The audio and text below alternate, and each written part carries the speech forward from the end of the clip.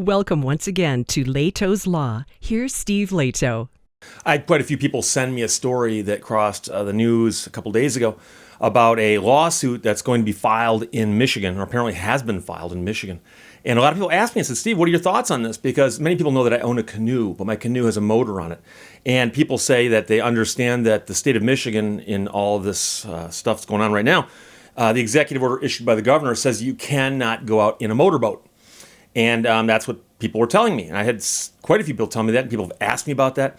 And they said it doesn't make any sense to say that you can go out in a canoe but not a motorboat. Although, ironically, my canoe is a motorboat. But the weird part about it is that if you look at the order that the governor issued, it doesn't mention anything about prohibiting motorboats. So it's a strange situation we're in, but unfortunately now you can have an avalanche of disinformation that will actually get a majority of the people thinking something is true when it's not. And I already addressed one of those things when I pointed out that it's a common meme on the internet and in some news circles that you're not allowed to buy seeds in Michigan, even though I went out and bought seeds the other day, and the order does not say it's illegal to buy seeds in Michigan. It's just something people made up. And when I pointed that out, I got more hate on that video than almost anything I've ever done. But it was coming from people who are very politicized. People want to think that the truth or facts are political. And so if I tell you that 2 + 2 = 4, you don't scream at me and call me a name and say that you're doing it because you're a this or a that regarding your political parties. You would just go, oh, 2 + 2 either is 4 or it's not 4. Okay, but the point is that reality and facts and the truth aren't political. But people will attack me for saying this because it's perceived as being a political question. So just so you know, Sportsman Group files suit to strike down Whitmer's order banning motorboat use. Good luck with that. I'll explain why. Ken Palmer of the Lansing State Journal wrote this piece and said a statewide conservation group is asking a judge to strike down Michigan's temporary ban on the use of motor-powered boats as unconstitutional. The tricky part of that, of course, is going to be when you write in the lawsuit what you're proposing is wrong and then pointing out to where it is, because it's not actually in the order. Turns out it might help if it was a real thing you were going after. The Michigan United Conservation Clubs, a consortium of local groups that together count more than 40,000 members, filed a lawsuit Sunday in federal court Grand Rapids against Governor Gretchen Whitmer and the Michigan Department of Natural Resources Director Daniel Eichinger. The complaint is among several suits filed against Whitmer by landscapers, cottage owners, and sportsmen over executive orders regarding the COVID-19 pandemic. I'm curious no one's filed a lawsuit against her over the seeds. Why not? If we're going to file lawsuits about stuff, why not? The MUCC said it has supported the state's closure of some sites where anglers were not complying with social distancing rules. But the blanket ban on motorboat use is unwarranted and unconstitutional, the MUCC said in a news release. The blanket ban on motorboat use. The group is asking the court to block the enforcement of that blanket ban. Here's a quote. Michigan anglers and recreational boaters have a constitutional right to clear and unambiguous rules, especially when violation of those rules can be criminally charged. Oh, wait a second. Now they're saying they're clear and unambiguous is what they're entitled to. So they're saying that somehow there's some unclear and ambiguous rules. That's what they're going. Okay, that makes a little more sense. Citizens cannot be subject to criminal penalties based on arbitrary interpretations of a unilateral order or worse, vague responses to so-called frequently asked questions. The governor's office does not comment on pending litigation, a spokesman for Whitmer said. The ban on motorized boats use falls under Whitmer's expanded stay-home order, which allows outdoor activities such as kayaking and canoeing and doesn't mention motorboats. Now, Whitmer's office later clarified the order to say that all gasoline and electric-powered motorboats are prohibited, but that clarification has no effect of law. It has no effect. The actual executive order, which I've been waving around for the last couple of days, here is this one right here. And then there's a prior executive order. That's this one here. They're color-coded so you can tell them apart. And as I've mentioned before, laws are the things that are on the books. Blue books behind me are law books. And the executive orders also count as laws because there's a law in the blue books that says they're laws. So when you want to look at what you're allowed to do or not allowed to do under the executive order, you look at the executive order. And I'm not the only person who thinks this, by the way. So we'll get to that. The DNR said the ban on motorized watercraft is intended to slow the spread of the coronavirus by limiting travel and close contact to boat ramps. Of course, the DNR is I don't know what they're talking about with the ban. There is no ban in this order. The agency received many reports of crowded boat launches where boaters were not following social distancing guidelines. Well, that would be against the rules. You're not allowed to crowd around a boat ramp for obvious reasons. The MUCC said the blanket ban is unfair and contradictory. Well, it's also non-existent, but, whatever. Electric boat motors are banned, while gas-powered recreational vehicles are still allowed on trails, the group said. So apparently, a trail is the same as a river, except it's on land, I guess. Kayakers and canoeists use gasoline to get to lakes and rivers and use the same access sites as motorboaters, it said. Sailboats often require multiple people and motors, but are allowed. According to the state's interpretation, the group said in its release, out-of-state anglers can travel freely to Michigan to fish, yet a person living on a lake cannot walk out to their back door and utilize their motorboat, according to their interpretation of the law. For anglers, it doesn't help the ban comes during the highly anticipated spring walleye, steelhead, and sucker runs. And yes, there's a sucker festival in Omer, Michigan, although I suspect it's been canceled this year. Many people have come to rely on the high-quality protein and mental health benefits they get from fishing, the MUCC said. During the massive protest at the Capitol last week, some people towed boats behind their vehicles because they were trying to protest this order against boats. The MUCC describes itself as the nation's largest statewide conservation organization and lobbies on behalf of hunters, fishermen, and trappers. The executive director said the group's decision to sue came after countless hours of deliberations, sleepless nights, a member survey, and consultations. MUCC members, our friends, and our families have been greatly impacted by this virus, and we mourn the loss to our great state. So they're mourning the loss of their ability to do something that hasn't been outlawed by this order. And if I was an attorney and someone said, Steve, we want you to file a lawsuit and challenge the blanket ban on motorboats, will you do that for us? We'll pay you.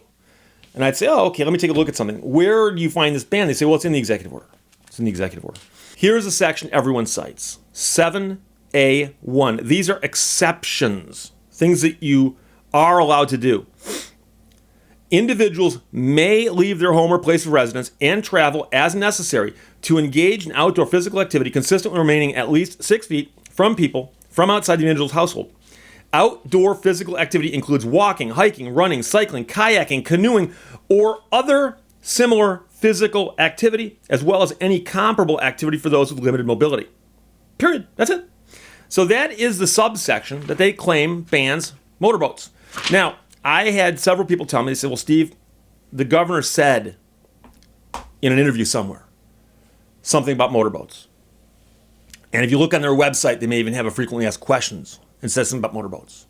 And if you ask them, they'll tell you.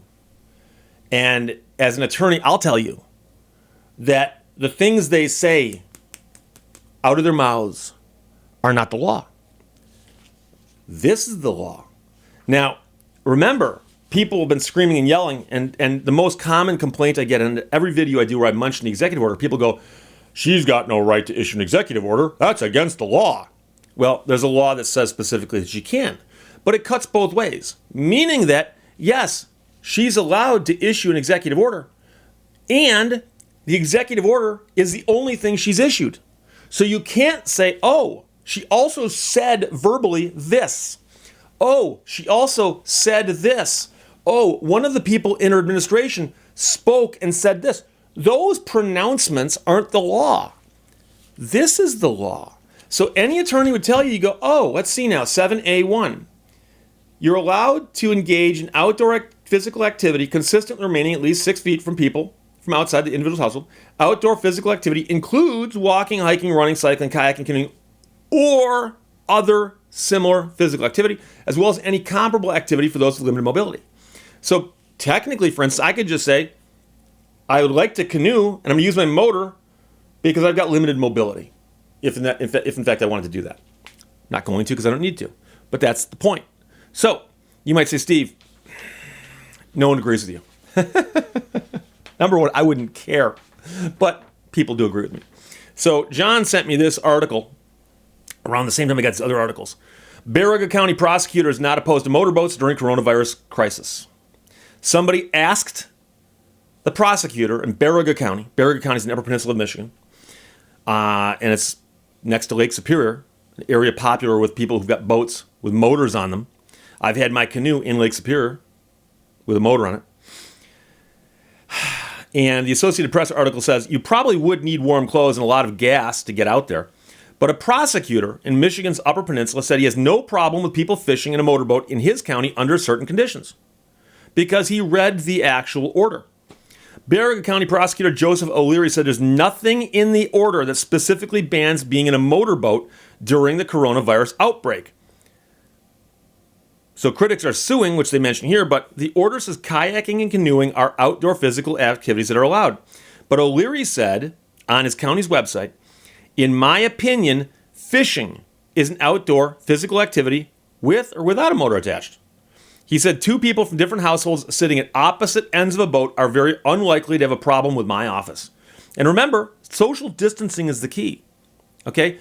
I know people like to think that the government's the fun police, but that's not what's going on here. O'Leary warned against people sitting side by side or sharing a bottle drinking or a group of people in boats tied up with other boats, rafting, that sometimes people do. He said common sense should apply. The prosecutor also warned that others in law enforcement have different opinions, but the point is that if they're going to go into court and go after you and say you broke a law, the first thing they have to do is they got to point to the actual law. So let's suppose an overzealous law enforcement officer, I don't care what department they're with, it could be a county sheriff wouldn't do it in that county, but let's suppose they're a police officer or a DNR official or somebody, and they write you a ticket. And they said you were in a boat with a motor on it. That's what they write in the violation section. And they give you an appearance date. And you go into court. And you stand up in court and the judge goes, you are accused of being in a boat with a motor on it. How do you plead? And you'd plead by saying, Your Honor, that's what we call failure to state a claim.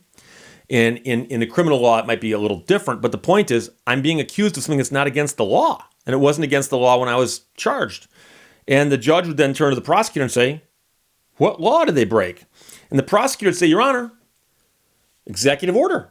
The judge would say, show it to me. And he'd say, yeah, 7A1 says here that you're allowed to do outdoor physical activity, including walking, hiking, running, cycling, kayaking, canoeing, or other similar physical activity, as well as any comparable activity for those with limited mobility. Where does it mention motorboats? Where is that? And the prosecutor has to concede that it's not there. And the prosecutor would say, well, Your Honor, I can find you a statement where somebody asked Governor Whitmer at a news conference if motorboats were against the rules, and she said yes. And the judge would get that look on his face. And you look at the prosecutor and he'd go, you went to law school, didn't you? A long time ago. Remember that? When you went to law school, what class did you take where they taught you that the laws aren't just the things that are passed legally, but are also the statements made by the governor? When would something she said become the law? What would that? What class would that be in now? Constitutional law? No. Criminal procedure? No. What class was that in? And there, it depends on the sense of the humor of the judge. If I was the judge, I'd make that go on all day. I would. I would make the prosecutor want to dismiss the charge without me suggesting it. And I could get him there too. But the point is that you can't be charged with a law that's not on the books. It's not how it works. Now you could theoretically be given a bogus ticket, and people have been arrested over bogus things. But the point is, none of it would hold up in court, and that's what the prosecutor in Baraga County is pointing out. He's saying, look, there's a lot of chatter out there, a lot of noise out there. There's even a lawsuit out there filed by a big organization with a lot of members, and I respect the members and I respect the organization, but I look at this and go, okay, you're filing a lawsuit in objection to an order that doesn't say what you're saying it says. And if you're saying there's confusion coming from other parts of the government, well, that might be. But can you really file a lawsuit and say we want clarification, not of the law, but what have the government said in a press conference? So, short answer. There is no law against being out in a motorized boat in Michigan right now. There is no law. There is no law. And if you think there's a law, show me the citation for it. The blue books contain citations, or if you want to, you can cite an executive order. Like I said, there's two of them in particular, and they're very, very easy to find. Simply type in Executive Order 2020-21. That's the first one that we talk about. And second one is 2020-42. The answer to life, the universe, and everything.